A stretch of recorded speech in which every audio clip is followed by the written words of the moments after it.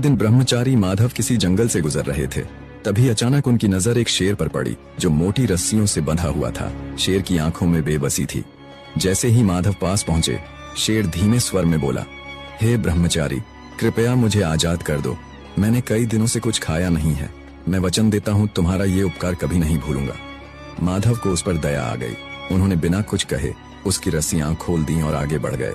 कुछ दिन बाद जब माधव एक शांत जगह पर विश्राम कर रहे थे, वही शेर वहां आ पहुंचा। उसकी आंखें अब निर्भीक थीं और वह सीधा माधव के सामने आकर खड़ा हो गया। माधव चौंके और बोले, तुम यहाँ? तुम इस तरह मुझे क्यों देख रहे हो? शेर बोला, मेरी प्रकृति है शिकार करना और इस समय तुम सबसे आसान शिकार हो।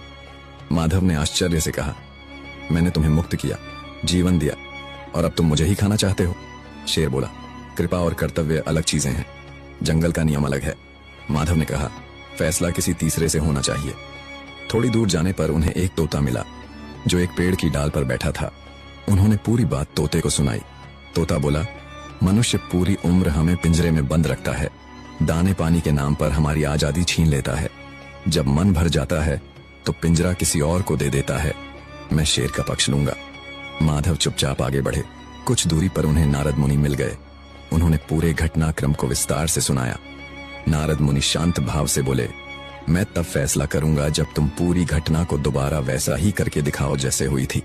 माधव ने बिना कुछ कहे शेर को दोबारा उसी तरह रस्सियों से बांध दिया जैसे वह पहले बंधा था।